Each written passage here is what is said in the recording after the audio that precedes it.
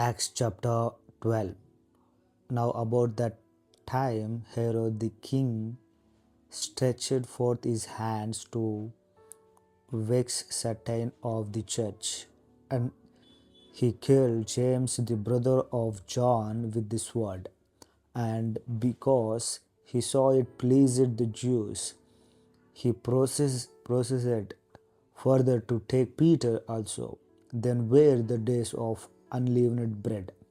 And when he had apprehended him, he put him in prison and delivered him to four quaternions of soldiers to keep him, intending after Easter to bring him forth to the people. Peter therefore was kept in prison, but prayers was made without ceasing of the church unto God for him. And when Herod would have brought him forth, the same night Peter was sleeping between two soldiers, bound with two chains, and the keepers before the door kept the prison. And behold, the angel of the Lord came upon him, and a light shined in the prison, and he smote Peter on the side, and raised him up, saying, Arise up quickly. And his chains fell off from his hands. And the angel said unto him, Gird thyself, and bind on thy sandals. And so he did. And he said unto him, Cast thy garment about thee, and follow me. And he went out and followed him, and wist not that it was true which was done by the angel, but thought he saw a vision. When they were past the first and the second ward, they came unto the iron gate that leadeth unto the city, which opened to them of his own accord. And they went out and passed on through one street, and forthwith the angel departed from him. And when Peter was come to himself, he said, Now I know of a surety that the Lord hath sent his angel, and hath delivered me out of the hand of Herod, and from all the expectation of the people of the Jews. And when he had considered the things, he came to the house of Mary, the mother of John, whose surname was Mark, where many were gathered together praying. And as Peter knocked at the door of the gate, a damsel came to hearken named Rhoda.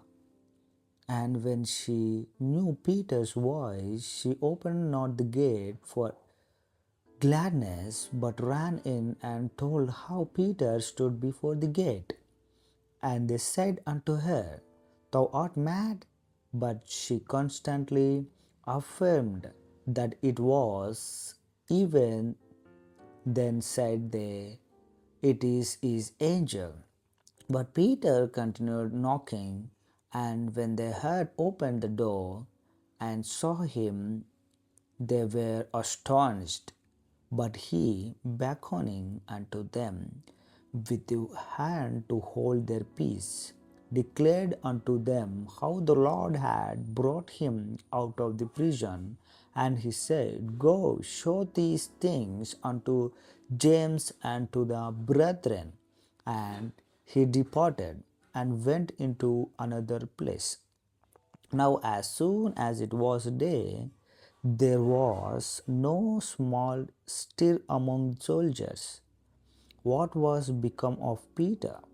And when Herod had sought for him and found him not, he examined the keepers and commanded them they should be put to death.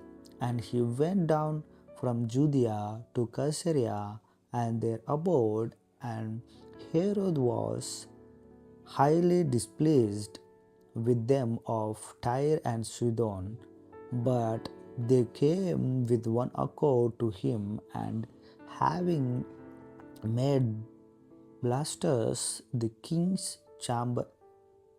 chamberlain their friend, desired peace, because their country was nourished by the king's country. And upon a set day, Herod, arrayed in a royal apparel, sat upon his throne and made on a oration unto them. And the people gave a shout, saying, It is the voice of God, and not of a man. And immediately the angel of the Lord smote him, because he gave not God the glory, and he was eaten of worms, and gave up the ghost. But the word of God grew and multiplied. And Barnabas and Saul returned from Jerusalem when they had fulfilled their ministry, and took with them John, whose surname was Mark.